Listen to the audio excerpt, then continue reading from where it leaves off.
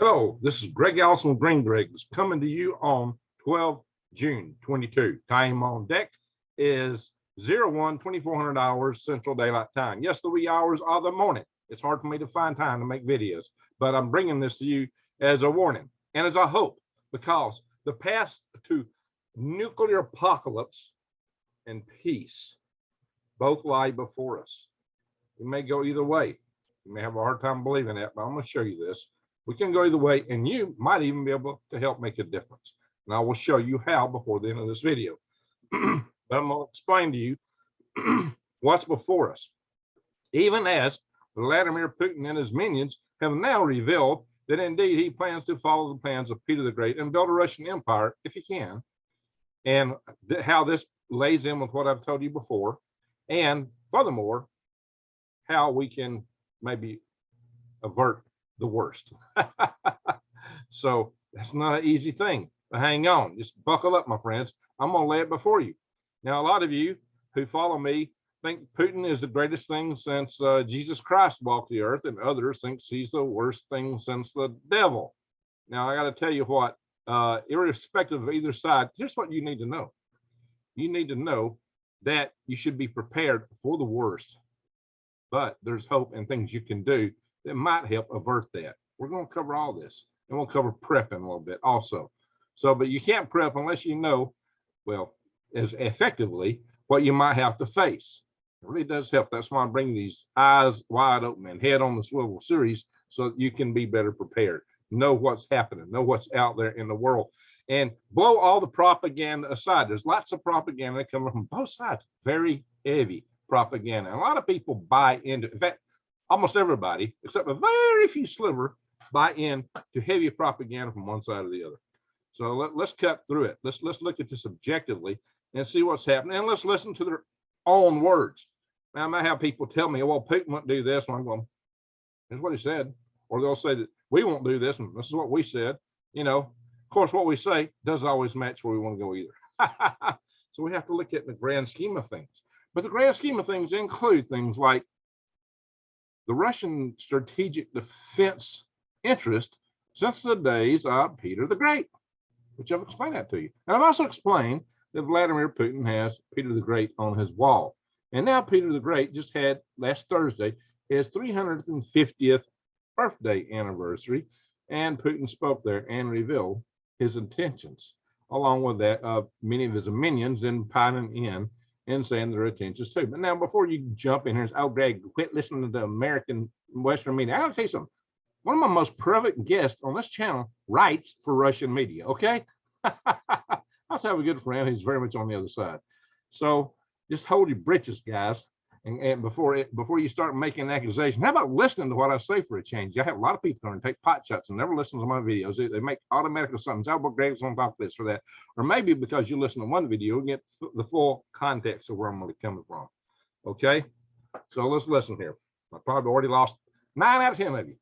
Well, if that's the case, those guys aren't worth listening anyway. So hang on, guys. We're going to lay this out and why it's important to you. Here's what you need to know. I'm going to show you a video here real quick. I'm going to do some shares, and I'm going to come in and out of share screens. Just to give you an example, though, of what I've talked about. This is a video I posted when? February 27th, 2019, 3 years and a quarter ago, talking about what the Russians were worried about, what their concerns were, their strategic concerns, why the Russians were really concerned about their naval base in Tartus, Syria, why they would defend that, why Crimea was extremely important to Russia, and why they would fight a nuclear war over it, and beyond that. And I've also talked in this video about how we can make peace with Russia as opposed to China, and why that would be in our strategic interest and the strategic interest of Russia too. Now, it may be that too much has gone on the water for that to happen now, maybe not. Let's hope not, but certainly there are a lot of bridges to be mended between here and there. But, you know, I covered this video why Russia would actually consider a first strike on the United States because of the way we were posturing ourselves, and still do to this day. So, but I've been covering these topics now, as you can see, for over 3 years, 3 and a quarter. And I was not anti-Russia, as some of you think. And I've not been pro-Putin either, and that makes some of the others, just I'm trying to show you this in the best objective way I can. But I'm just digging in history here to show you that I've been coming from here since the inception of my channel practically, and before I ever started this channel. This is what I have understood for a long time. Okay, my friends. So let's go. Oh yeah, and this was not sourced from Western media, by the way. Alrighty, my friends, let's go in here and look at some other things. I'm gonna stop this share and just talk to you for a minute, okay? We're going to talk about the background. I've done the videos where I've shown, and I'll go back to Google Earth and we'll look at it a little bit along with a few other aspects. We'll look at Kherson, where Russia is talking about annexing Kherson, which is outside Donetsk, Donbass, and region. We're going to talk about that. Luhansk and Donetsk constitute the Donbass region. So we're going to go into that and more, and we'll talk about why it matters and what Russia's really aiming to do, if they can. Which I would say there's a lot of doubts about that, but not everybody doubts that. What can Russia actually pull off? What can they actually accomplish? What would they accomplish? And how can we establish peace that holds? And I think maybe we'll get into that in a minute. But for the meantime, let me just kind of give you a little background, and let's talk about this birthday event of Peter the Great. Oh yeah, by the way, if you're not subscribed to my channel, please subscribe, bang the update notification bell, and click all. And by the way, we are perhaps heading toward nuclear war. If not, we've got a food crisis coming at us big time this coming winter. You should be gardening right now. There's still things you can plant. Go to True Leaf Market. The link will be below. And also check out prepwithgreg.com. I don't know why people keep asking me, Greg, where is your link to my Patriot Supply? Prepwithgreg.com. I talk about it in video after video, and I get comment after comment asking me this. Really? Come on, guys. Prepwithgreg.com. How much more plain can I make it? Links below in both the show notes and in the pin notes. I don't put it on my live videos often because a lot of times don't put notes in live videos. But guys, this is it. Prepwithgreg.com. You get 2,000 calories a day, breakfast, lunch, and dinner. A deal that'll make you a winner. This stuff lasts. And I'm going to tell you, it's worth it when you consider the energy it takes to freeze dry food like this. You buy your own equipment if you so choose, but you'll spend $4,000 buying something that'll freeze dry a little tray at a time. You will take a long time amassing that kind of food. It's going to take you a lot of energy. Then you understand the value of these things, which are so easy to store, bug out with, bury, or whatever you need to do for food that's going to last you a long time. All right, enough said. Let's get on with this.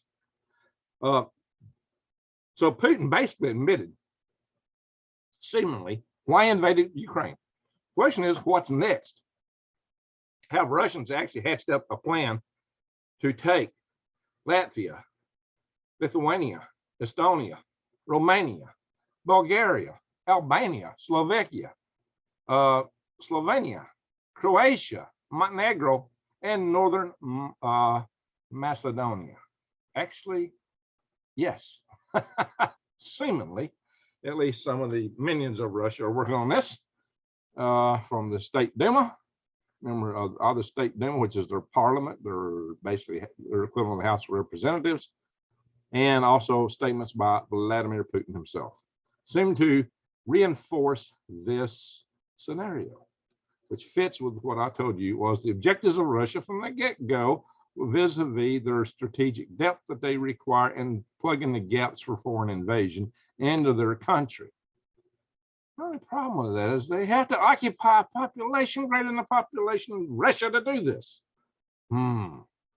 As you know, one of the things I stand for on this channel is freedom, self-determination.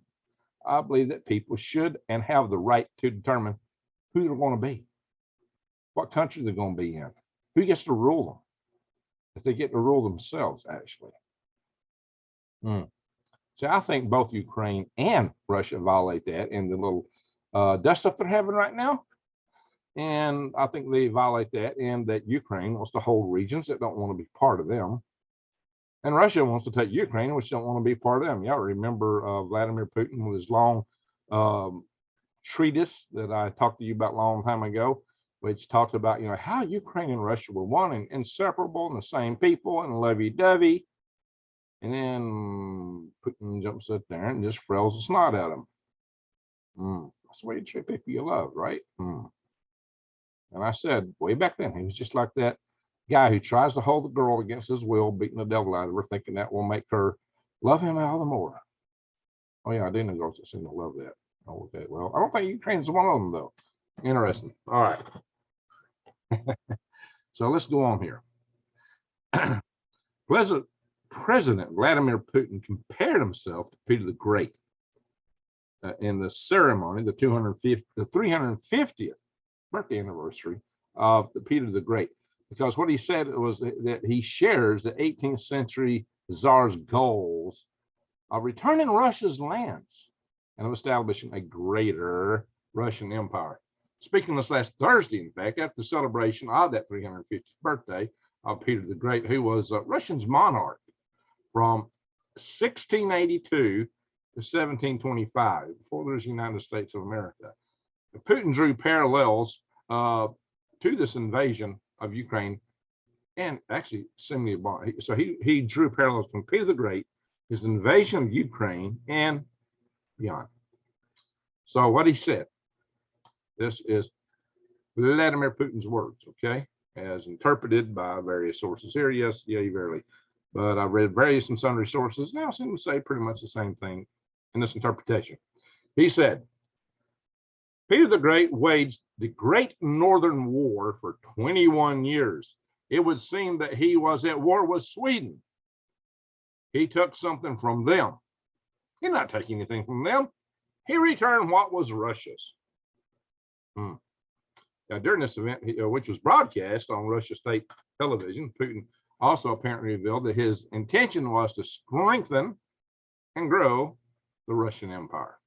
And he further added, he said this, apparently it fell to us to return in strength. I'll let that word say. Apparently it also fell to us to return in strength. Odd language, right? But, you know, it's interpretation. He went on, and if we proceed from the fact that these basic values from the basis of our existence, so this is the basic values from the very beginning of the people, he's saying, we will certainly succeed in solving the task we face, the conquest, which is set out for, seemingly. In case you don't know, Peter the Great went in and took a portion of Europe that the Swedes had taken and claimed as their own. And I don't, you know, there's always been back and forth in these areas, one country after another. There's always been conquering vast swaths of Europe. Anyway, Peter the Great gave his name to St. Petersburg, making it the capital city of Russia for a period of time. And this happens to be Putin's hometown. So it is, you know, so actually what Peter the Great did is he conquered land from Sweden and put his capital in that conquered land. Okay, that's how strongly he felt about it.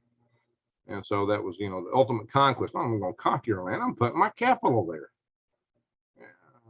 Alexander the Great did that too, didn't he? Making Babylon the capital of his empire at one time. But so, you know, how does this relate to the conquest or the special operation, excuse me, in Ukraine?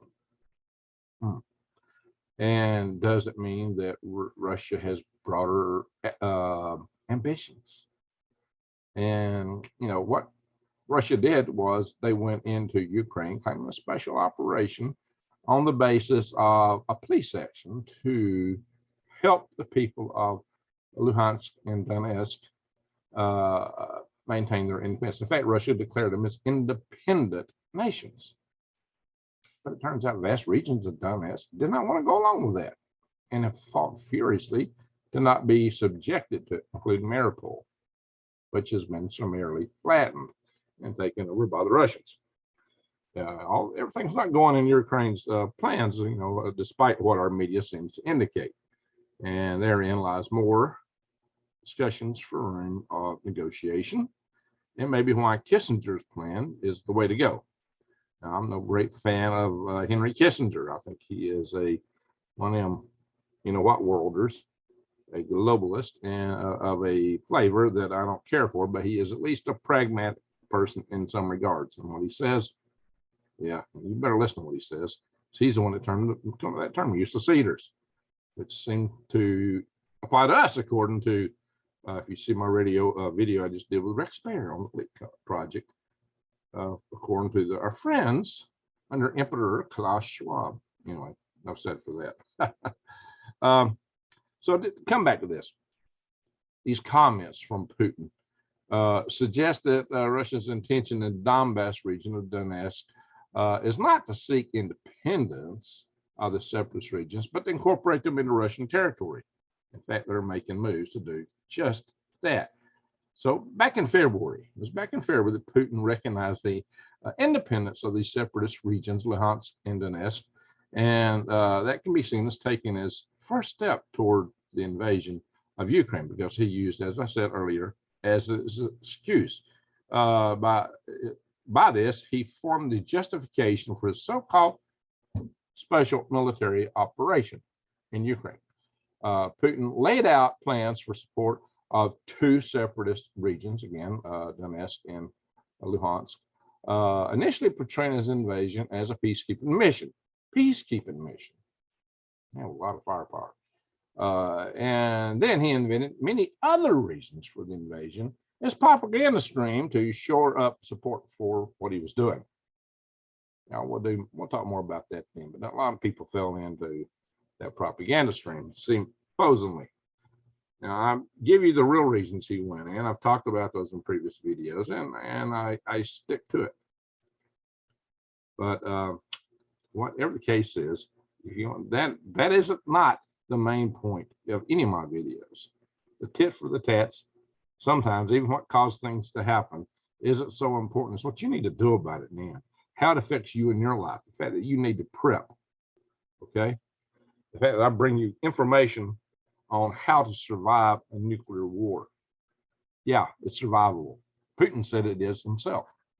And so did my good friend, Dr. Peter Vincent Pry, was trained in survival of nuclear and survival and operations in nuclear environments when I was in the U.S. military. Troops are trained to do that. All right.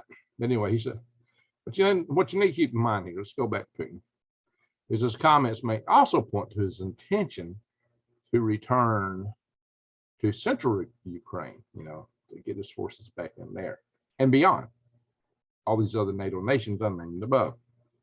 So last weekend, Russian forces struck Kyiv once again with 4 cruise missiles. The first attack on the capital city in about a month. But here's the telltale. Now there's Russian referendums talking about things like incorporating Kherson into the region of Russia. Kherson is a city that's outside the Donbass area in Ukraine. It's outside of Crimea, but it's close. So it doesn't fit any of these other criteria that was put out there at first. But Russia's not only talking about, an independent place, they're talking about incorporating it into Russia. So just watch this, guys. And the president's comments may also indicate that his intentions are not really to establish independent countries within the contested territories of the Ukraine. So a lot of people are really expecting he's going to try to, and actually the people of Donetsk and Luhansk, some of them would be supportive of this. And for those that are, fine. If again, I go back to this whole notion of self-determination. If the peoples in Donetsk and Luhansk want to be independent, then let them vote that. If they want to be part of Russia, let them vote that. Then so be it. But there are parts of those regions that don't want to be part of that. If that's not true, the people of Mariupol would not have fought furiously to maintain their independence. They were totally and surmisingly destroyed. Lovely. Maybe those areas. But they didn't get a vote, did they? But if you got a region that part of them wants to go one way and part don't, then split it according to the intentions of the public therein. That's what I say. It's just like saying that all of California might want to go a certain way. Indeed, part of it might go one way and another. Same with Alabama or any other area. Everybody across a state doesn't necessarily want to be together. Look at Iraq. Kurds in the north, Sunnis in the middle, Shias to the south. Should have been parts of 3 different countries, not one nation. but it is what it is for now. May change later. Our good friends and NATO ally, Turkey, sure don't want the Kurds to be independent. I think there should be a Kurdistan, frankly. All right, enough said on that. So let's get back to the problem at hand and not dwell on Kurdistan. So there has been a bill introduced into the Ukrainian parliament, which really indicates what these people really want to do. I hope I can pronounce this name correctly or even somewhat close to it, but we're going to go with it.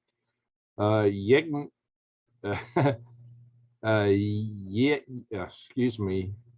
I got the Russian. When I hear it, I can say it, but when I'm looking at all these vowels and consonants, you know, that are so foreign to the Anglo tongue, it takes me a little bit. Yevgeny. No, that's not right. Spell Y-E-V-G-E-N-Y.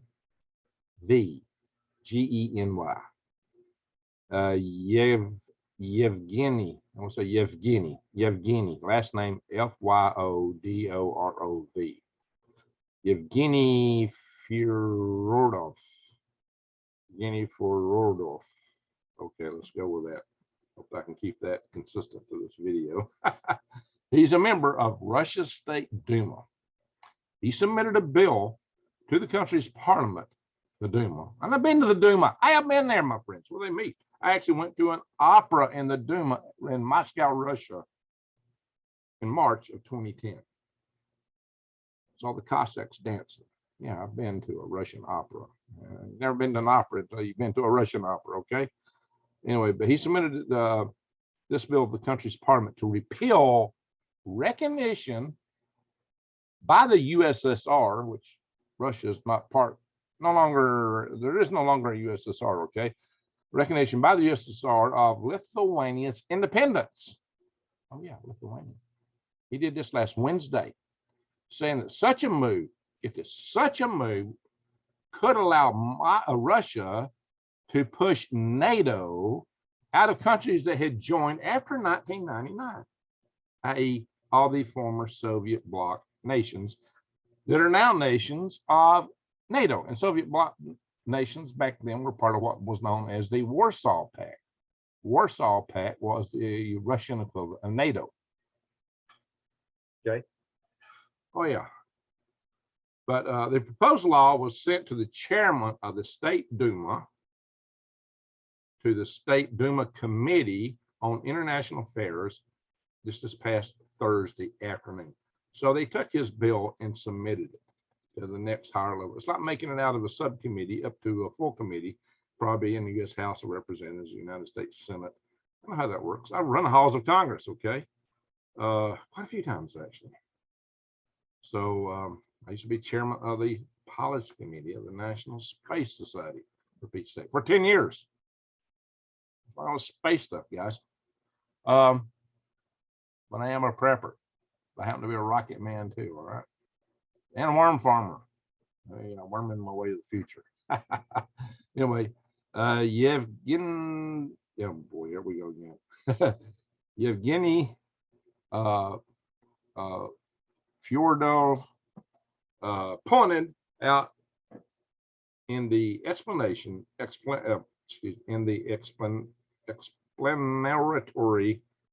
note that according to an amendment to Russia's constitution approved in March 2020, that the Russian Federation is considered a legal successor to the USSR. Kind of like the United States broke up, maybe Texas saying that they were the legal successor to the United States of America.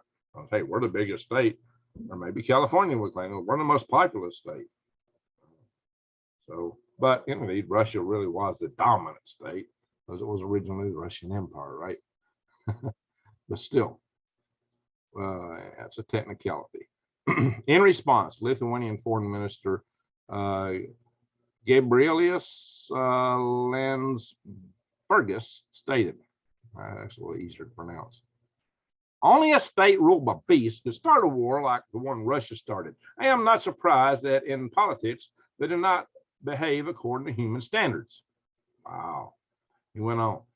We must respond accordingly, be ready to defend ourselves both by ourselves and together with our partners by political and diplomatic or other means.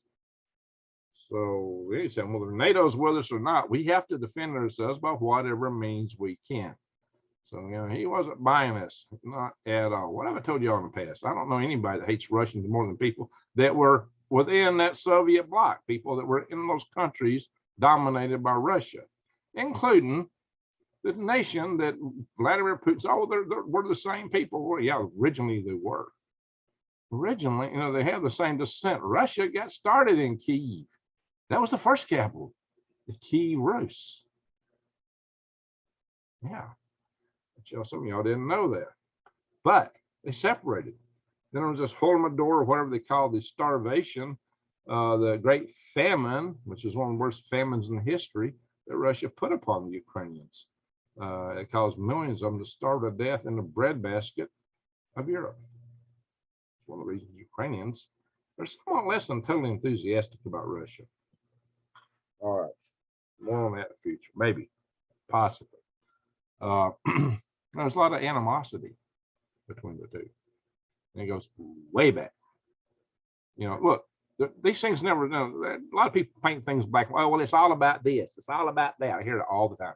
It's never all about this or all about that. It's a very complex picture with a very long past. It's like a feud. You know, it all started with, you know, Mr. McCoy stealing somebody's pig. Way back in 1865, you know, or something like that. And somebody took a pig back, or somebody slapped somebody, then somebody shot somebody, and the next thing you know, the whole valley is in an uproarious feud that lasts for decades. Yeah, that's kind of like what this is about, okay? Except the history is thousands of years. Okay, anyway, we go forward.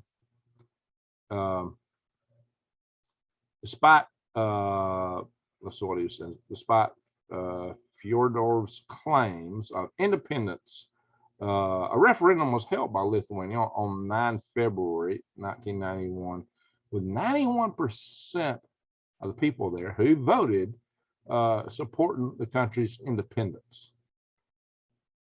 You got to remember, the Russians actually put Russian people in the Baltic states to try to make them more Russian and try to pull a lot of the native people out. And even with that, 91% of people there voted for independence. But there's a past of that too there. The referendum was just after a violent and deadly confrontation, or several confrontations, between the Soviet army and Lithuanian citizens pushing for independence. So they were already fighting in the streets, citizens versus the Soviet army. Lithuania had declared independence from USSR already previously in March of 1990. In March 1991, Latvia, Estonia also held similar referendums with over 2/3 of the voters in each country voting for independence. Each of these three states had enjoyed years of independence before being forcibly conquered by the Russians in 1940. I should say by the USSR in 1940. So these are things to bear in mind. The Baltic nations didn't really belong to, nor they want to be part of Russia, but Russia is got designs upon them, as you can see from this new bill going into the State Duma. I do not believe that the Russians have the right to this. I understand why they want to do it, and I've explained that in this video, on this channel. We'll look at all these things. We're going to look at Google Earth in just a little bit, maybe a couple articles while we're on the way. So the USSR State Council also recognized Latvia's and Estonia's independence in September 1991. So the USSR recognized independence of these countries. And now Russia aims to push NATO out of Eastern Europe. So how do you say it again? Fyodorov, I don't know. He told RT News on Wednesday that the reason he moves to revoke recognition of Lithuania's independence is because this would lead to the nation being involved in a territorial dispute. meaning it would no longer meet the conditions for admission into the North Atlantic Trade Organization. And because in the North Atlantic Trade Organization, the study on NATO engagement published in 1995 states that the resolution of ethnic disputes or external territorial disputes would be a factor in determining whether or not a state to join an alliance. This is one of the reasons that Ukraine has never been permitted. That and cited corruption, believe it or not, are reasons that Ukraine never got their application to NATO accepted and probably never would have. But anyway, the Russian politician asserted that this would create a position in which Russia could negotiate with NATO and force the military alliance to withdraw to only nations that were part of it in 1999. This would exclude at least Lithuania, Latvia, Estonia, Romania, Bulgaria, Albania, Slovakia, Slovenia, Croatia, Montenegro, and Northern Macedonia. Those countries listed and given to you by that member of the Russian State Duma. I did not come up with that. This is not coming from Greg. This comes from the Russians, a member of the Russian State Duma, in a bill he's forwarded, which has got promoted up to the next higher level for consideration in the State Duma. Want to pass through? Maybe, I don't know. But you're hearing this kind of stuff in the Russian state media constantly. Now, about the bigger expansion. At first, they were not telling this to all of us, just a special little operation. Now they're talking grand expansion. In addition to their talk about attacking the United Kingdom, Romania, United States, and on and on and on threats of nuclear war being pounded inside the state media pretty regularly now. So there you have it, my friends. I'm gonna do some shares. Oh, Greg, you're just taking all this from Western media, blah, blah, blah. Here, I just quoted Vladimir Putin. I quoted a member of the State Duma, which came out of RT News. And I'm going to show you some RT News. I'm going to show you once again that one of my most appeared guests on this channel actually writes for Russian media. Okay. I don't just take news from one source and another. My sources contribute to both, including Russian media. Okay. Gosh, I'm getting accused of so much. People will just shoot me up. Blah, blah, blah, blah. Of course, you argue both sides, you know. Greg, you're too much this, Greg, you're too much that, you know. I get both ends, whatever. Guys, I'm just trying to tell you, you better get ready. You better prep. But I got one more thing to tell you. We could pursue peace. That's what I'm holding out for the end. Now, most of you won't make. Most of you already clicked out. I'm probably had 10% of you watching at this point. Too bad. We can pursue for peace. That's what I'm going to show you in a little bit here. That's why I'm going to go to these other articles. Greg, always I fear monger. No, I'm mongering hope now. The fear is already out there. I'm just telling you what the world's thinking, where the world's going, what the risks are. Being a pragmatic realist, not get your head out of the sand and look at the world. It's not pretty right now, okay? There's things you can do. One, prepare, but two, we can take some action. We're going to go there, okay? I don't know how many people are going to comment, but I'll get your fearmonger. Or particularly in the other groups I post my videos, I get that all the time, man. Those people never watch the video. So, all right. Let's see here. I am going to do a share. Bing, bing, bing. Excuse me for a second. Guys, it's hard for me to find time to produce these videos. It really is. So I'm doing this in the wee hours. Yeah. Where's my share button? Oh, there it is. Man, it's no 2 cents. Hiding from me. Okay, how come it don't want to work? Here we go. Greg, how come you don't edit all this stuff out? Guys, if I'm up at 2 o'clock in the morning making videos, I don't have time to edit nothing. Okay, guys, take it as it is. There's a lot of video channels that are bigger than me where the guys are working or have staff working for them and they're nearly full time, and they bring you slick productions and y'all yuck that stuff up. But their information is fluff. I'm bringing you the meat and taters, but it's and no fluff. But it's not going to have all the glitter sprinkled on it, all of those, you know, sugaroos. I'm just bringing it to you in the basics, okay? All right, let's see. I got the share screen open. We're going to go to this thing here. Again, that was that video.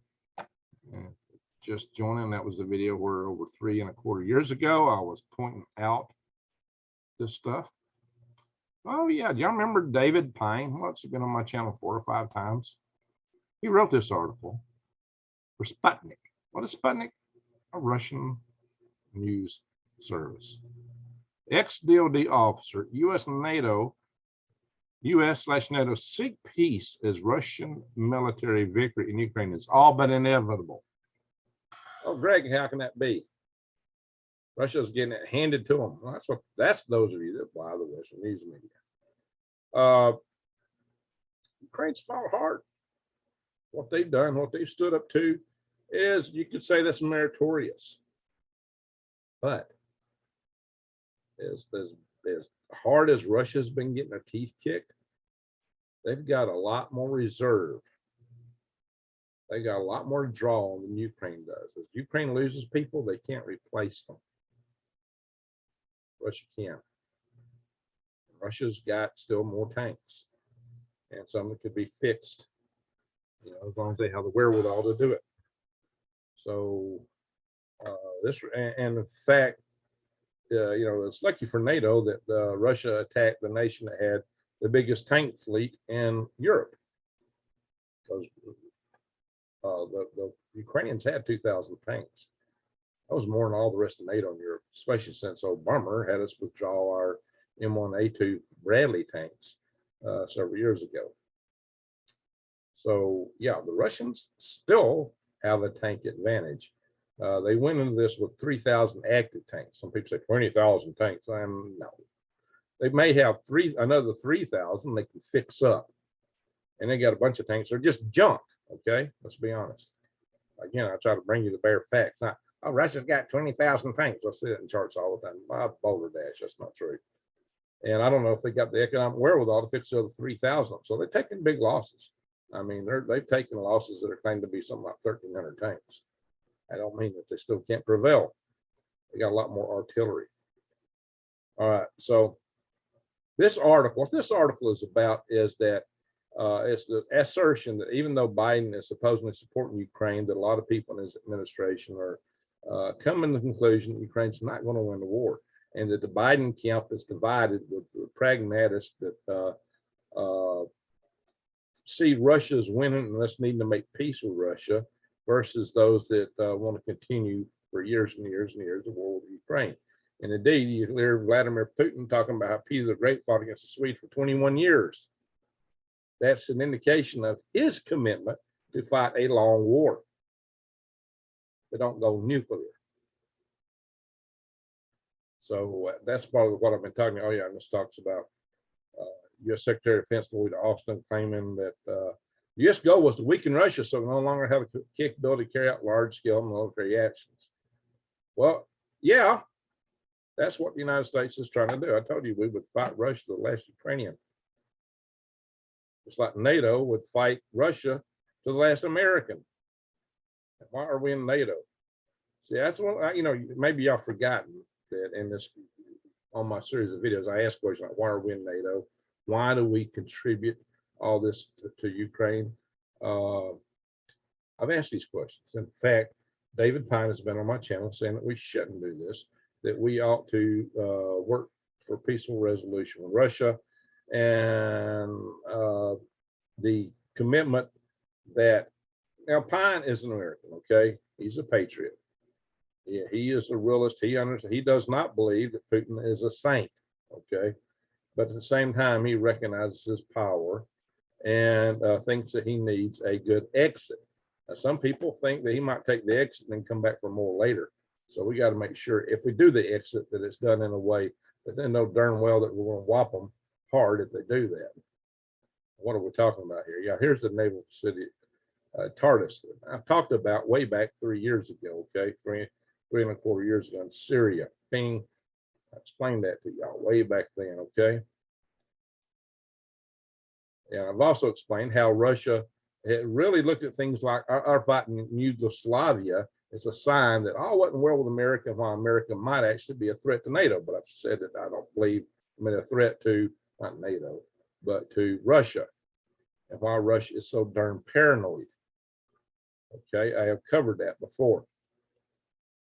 But bear in mind, everybody's worried about, talking about this big expansion of NATO and talking about how sudden it is and how we've just suddenly encroached against Russia.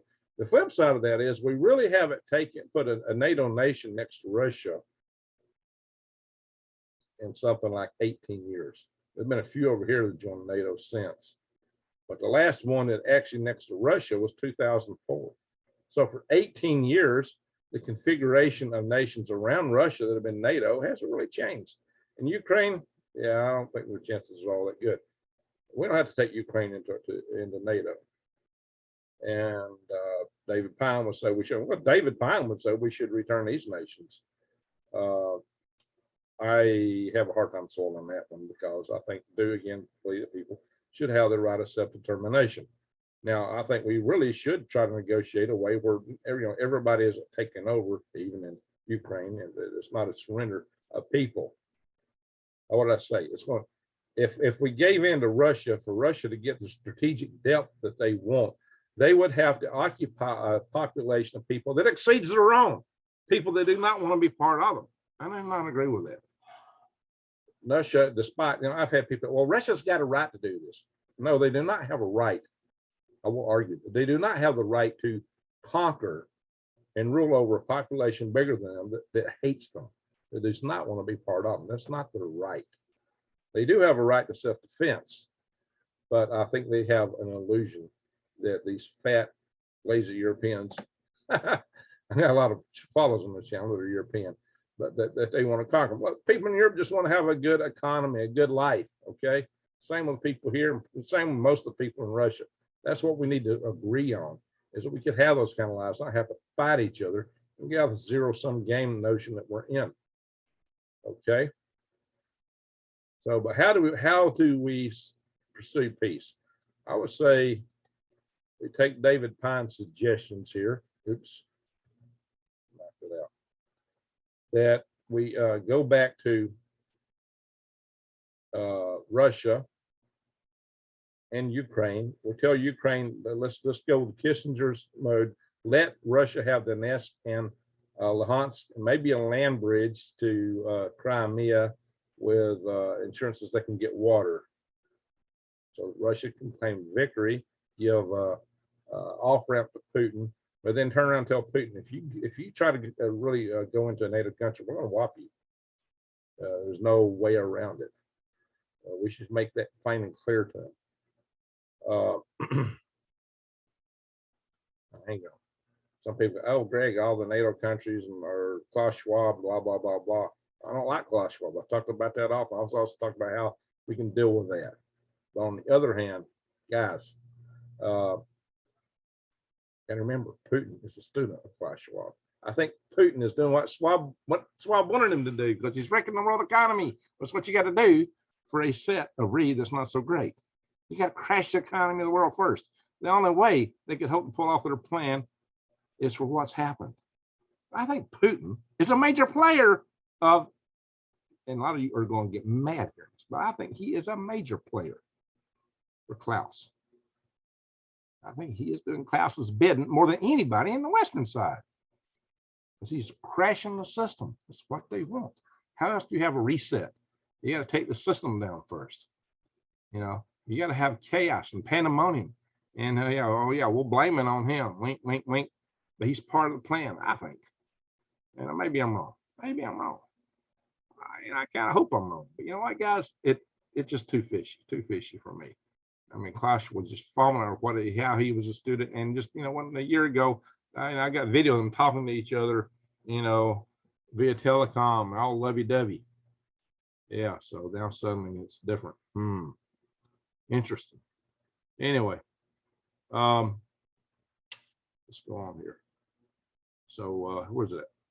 Did I lose the article? The problem is my Zoom controls are fighting me. Every time I try to hit a tab, the Zoom tab goes down. There we are. Sputnik. David Pyne. I think he's got a way forward for us here, guys. And it is that we cut back on the stuff we're sending over to Ukraine. I understand why we're sending stuff there, because there's this idea that if we want to keep Russia from moving all into NATO, as they're claiming they want to do, that we need to stop them in Ukraine. The question is, do we stop them militarily, or can we stop them by other means? The war has taken a toll on Russia. Putin may be at peril if he keeps pushing. The people there may not want this. So there may be a way out. Maybe. I don't know. Let's hope there is. Pyne may be optimistic. My friend Lee Wilbarger would not agree with this at all. But I got friends on both sides of the spectrum. Like I said, I don't agree that we should just surrender the Baltic states to Russia either. Because I believe in self-determination. But in any event, guys, I do think that there's a way forward. So how you do that, what you can do is this. Go to my freedomrestorationfoundation.org. Come here to the Action Center. This is what you can do other than prepping. This is where I'm bringing hope, guys. Click on Action Center. I haven't got there yet. All right, here we are. We have a lot of alerts on here. If while you're in here, if you want to check out these alerts, bam. Tells you what to do, what's going on, all about bills going through our Congress and what you can do about them.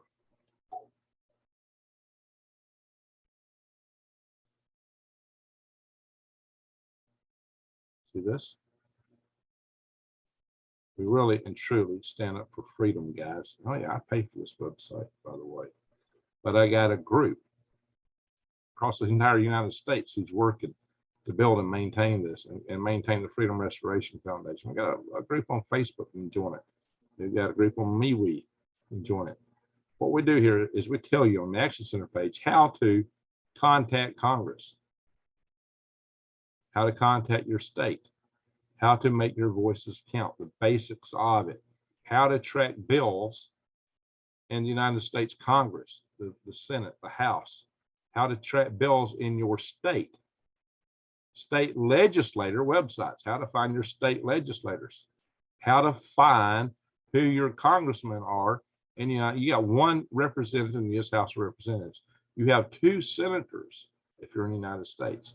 How to find them, how to contact them, the Capitol switchboard, how to call. You can get any member of the Congress by calling this number. Press 1 for Senate, 2 for the House of Representatives. Bing. Easy, like falling off a log. Tells you how to send email, how to call, how to write, what to write, what to say on the telephone. Then a recap of all these resources for contacting. What our Freedom Restoration Foundation is about, in part. But again, it's all about freedom. That's what we believe in, freedom. Freedom not to be oppressed by emperors of the Schwab type or the Putin type or the Biden type or anybody else. Even Trump. I don't even trust him. None of them. Don't trust big GOVT, guys. Anyway, that's me. Stop the share. Bing. There you have it. They even got a universal habitat concept. You can be your own governor. Totally independent. Guys, I have them working on a lot of stuff. And we're also got to get our survival tribe stuff. I got to check with Wise out and see how she's doing on that. We've got to get this rocking because we're maybe up against a hard limit here hitting the fan. Prep, get ready. Be ready for the worst. Hope for the best. We already know our economy is going to wreck. We'll recover. In the long term, if we don't have a nuclear war, the United States will be in far better shape than many other countries.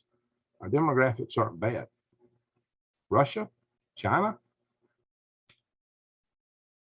give them 10, 20 years, they will go poof. I don't care how much land they conquer, what they do. They're going to go poof. We don't want them to wreck in the world in the meantime. We don't want a nuclear war with them. We can just hold on and not have a nuclear war. The demographics for those countries say they're not sustainable. They are going to go poof. Europe is not in good shape. Nigeria actually has problems if they can get their ducks in a row. India, That's a lot of promise. Looks like they are on the way to getting their ducks in a row. So there you go. We can hold on.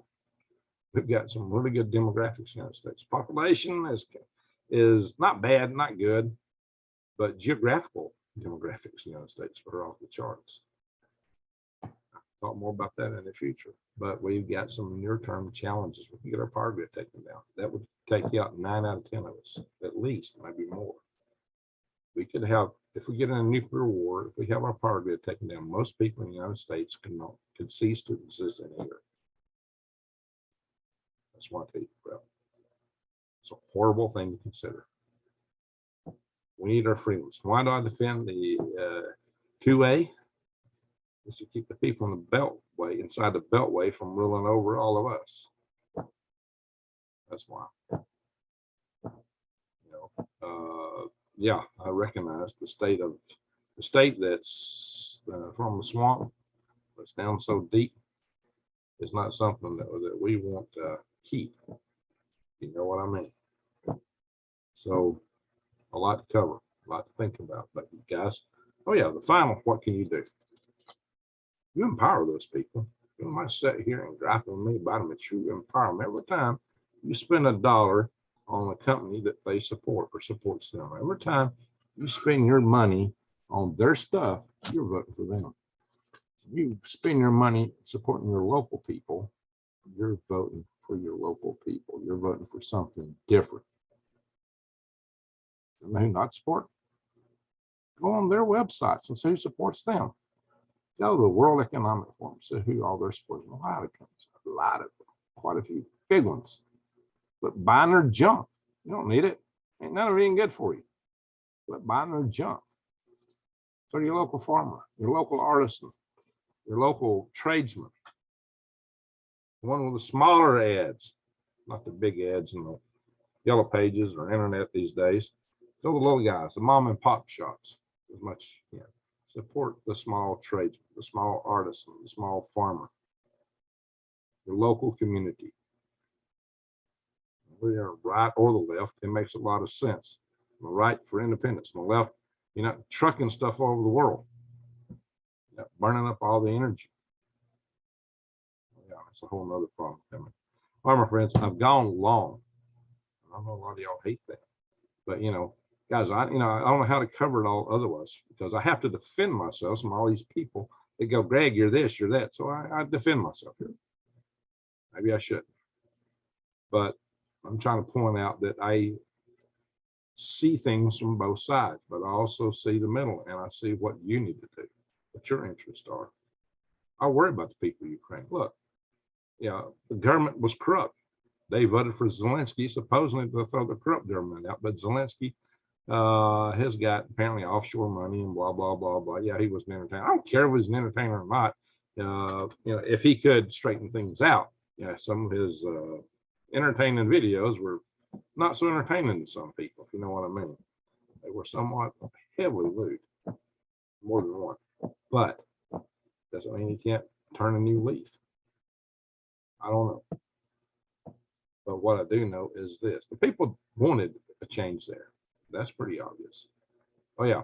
Finally, last thing. Let's clean up one other thing. People say, "Oh, well, the Russians went in because of the Ukrainians are all Nazis."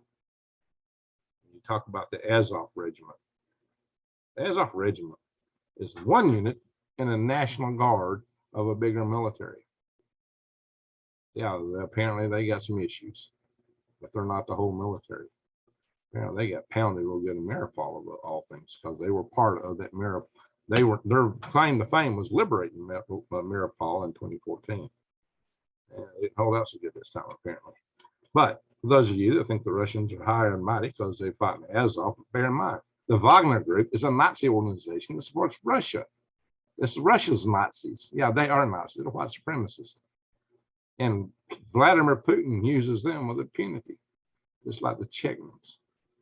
So yeah, he's so pristine and pure against Nazis. He's using Nazis to fight Nazis, supposedly. Interesting. Well, it just so happens that how is Ukraine Nazi when the president is a Jew?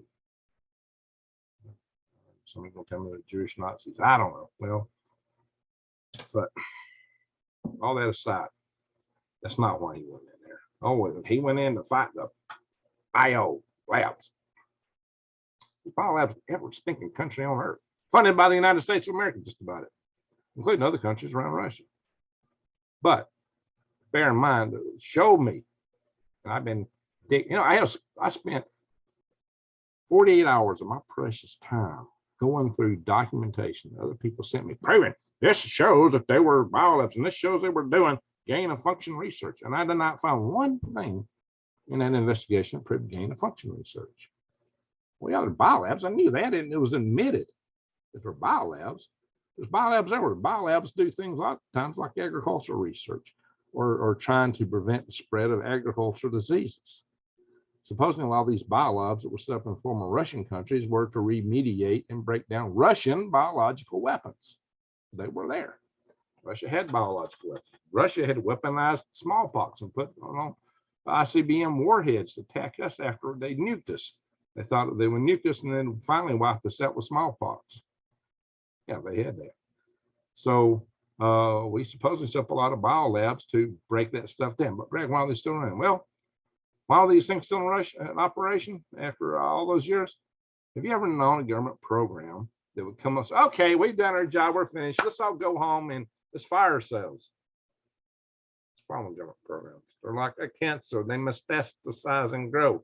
They start out with an original purpose, but they don't stop.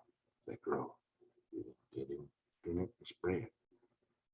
They're infectious. They metastasize. If all the government programs that outlived their original function were no longer with us, government spending would be about 1/1000th of what it is today, maybe less, maybe far less. A balanced budget would be no problem. Government spending would be way down. Our debt would be paid off. We'd probably be far more prosperous. Do you realize we spent $22 trillion on the war on poverty? For those of you that are poor, and a lot of you are struggling to make it from day to day, don't that just make you feel rich?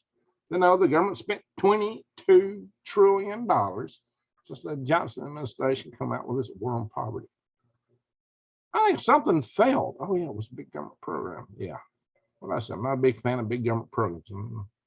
Yeah, I work for the government. I see how it operates. That's why I'm not a big fan of it. Okay, there we go. So, yeah, my fandom, guys, I was born a communist. The government taught me better. Seeing the power of free enterprise, the power of competition taught me better. Seeing when I went in the Army, seeing how things actually operated, how cumbersome, how dysfunctional bureaucracies were, taught me better. Wow, this is awful. So there you have it. Sorry I went so long here, but I just want to put out that out there, that these organizations just don't cease. So I'm not buying that he went in for the purpose of cleaning up biolabs. And how do you clean up biolabs? By bombing them? No, you got to send in clean teams to go in and clean the stuff out, guys. You don't bomb a place, which if you do, then you're going to release everything they got to the whole public. Oh yeah, and didn't Vladimir Putin tell us that the Russian people were the same people as them? Genetically, they are. So why would a genetic people create a bioweapon to take out a genetic people that's the same as them? I put that argument up before, and people whoop, right over there. I bet there's a bioweapon. And the Ukrainians were trying to wipe out the Russians with genetic weapons. After I already said that, after they heard me say that, stop. What's going on here? Knock, knock. You don't realize what you're saying? Wow. Jeez. Where's my magnifying glass? Let me look through your ears. I see clear through to the other side. Guys, some things don't make walking around sense. That was one of them. So Russia had concerns. They were concerned about strategic depth. They were concerned of stopping gaps of potential invasions. And I said I was going to show that, didn't I? I need to get off this video. Let's go back here. Hope I showed this. I don't know if I did a share or not. Excuse me, maybe I never shared this. I was talking about Kherson. Here's Kherson. It's not part of Crimea. It's not part of the Donbass area. Here's Mariupol. It's actually in Donetsk, but they didn't want to be part of an independent state. They wanted to be part of Russia. They fought mightily to stay in Russia. So everybody in Donetsk did not want to be Russian. And the people in Mariupol showed it by fighting so hard for so long. Kherson is way outside of Crimea. It's one more step toward taking another land bridge, which would totally cut Ukraine off from the Black Sea. Ukraine does need a port city to send grain out. You know, Russia wants to free Transnistria over here, these Russian favoring provinces of Moldova. And according to the president of Belarus, apparently Russia wants to invade Moldova. And now the president of Belarus is making racket about invading Ukraine. So you can see how this whole war is on the verge of escalation. And we see now by what's been said that they may want to escalate up into here. This is Kaliningrad. That's actually now a part of Russia. It didn't used to be. The Russians took it. Used to be part of Poland. One time maybe Prussia. So there you have it, my friends. This is what Russia wants to do here in this part of the world. It applies all the way around Russia. There's something like 15 strategic gaps that Russia has always been invaded through for over 50 times it's been invaded. One is right here. They figure the Carpathian Mountains are pretty solid. If they could put troops here and troops here, or peripherally, they want to put them here, or even have them here. This is where they had them before. That gives a lot of depth and a lot of room to fight before anybody can get to Moscow. All this is just open plains. I mean, the troops could just roll straight into Moscow. There's no natural defenses other than the time it takes to get there, the depth to go through before it gets to Russia, Moscow. Whereas Moscow to Ukraine right here, about 247 miles right there. It's within the range of the precision guided missile that you could put on the HIMARS or the TACMs. There you go, my friends. Now you can see what I'm talking about. This is a natural barrier. If they could just form defenses here and here, Russia's got it made. But now with Finland wanting to join NATO, suddenly this entire 800-mile barrier here is a new barrier that suddenly Russia would be forced to defend. And some of Russia's strategic forces and bases are right here. And they got like one road and railroad running all the way up to here to supply these forces and bases, with all kind of opportunities for it to get struck through Finland coming across here by special ops forces, which totally cut off these bases, basically. So yeah, Russia's really concerned about Finland joining NATO. But, you know, hey, they opened this can of worms. They scared Finland when they invaded Ukraine. So it's not all going well for Vladimir. It's not all going well for Zelensky. Let's hope that we can get some peace.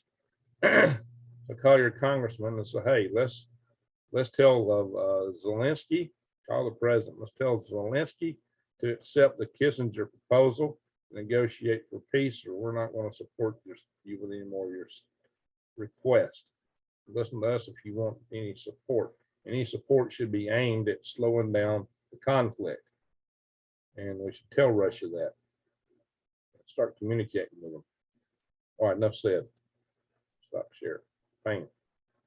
This war is crazy. It needs to stop. A lot of innocent people have died. I know a lot of you have been in favor of Russia, but there's been a lot of innocent people in Ukraine that are no longer with us. Men, women, children.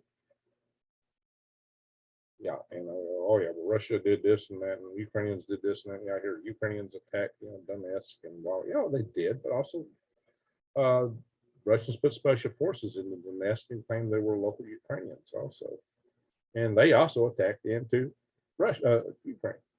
It's one of those. That's that feud thing was saying. Each side has been hitting the other ever since 2014, but each side only shows one side of the story, and they tell you this is what's going on. This is the truth. This is what's going on. This is the truth. Well, it's both true. It's not pretty. very ugly, and it needs to stop. It needs to stop. There are people in Donetsk and Luhansk that want to be Russian and split those regions according to whatever group predominantly wants to go there and let them go. Why does Ukraine want to hold people and just hold on to them that don't want to be part of them? Why does Russia want to hold on to people that don't want to be part of them? They're both wrong in that. China's wrong in that. Any nation that wants to hold a people that do not want to be part of them is wrong in that. Okay, enough said. With that, I'm going to say thank you for watching. If you support my channel, consider what's the purpose of this video? Mainly to tell you to get ready, prepare. This is going to get worse. It could go nuclear. It can last for years. At the best, it could disrupt supply lines for years. It could wreck our economy for years. You need to grow your own food. That's the downside. The upside, well, that is not the worst downside. The worst downside is we could go nuclear.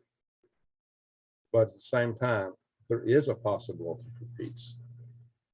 And I think the best path to that is what Kissinger laid out and what David Pyne has been saying and starting on my channel here from months ago.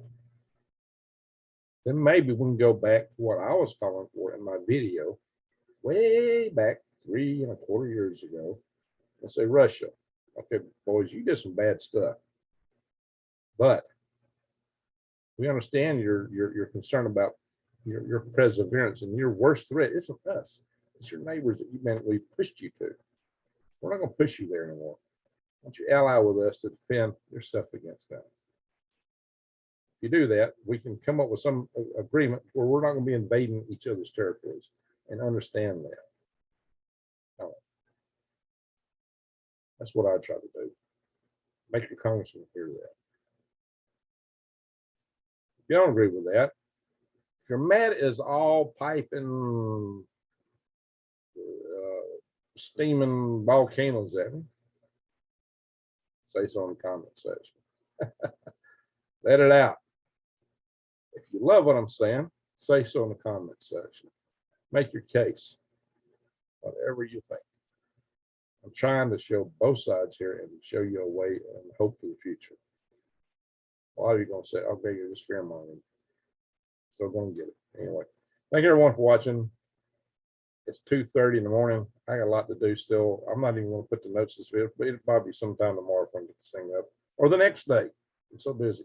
Anyway, guys, thanks for watching and have an awesome weekend. If I get this up Sunday, a week otherwise. Bye-bye. Reg out.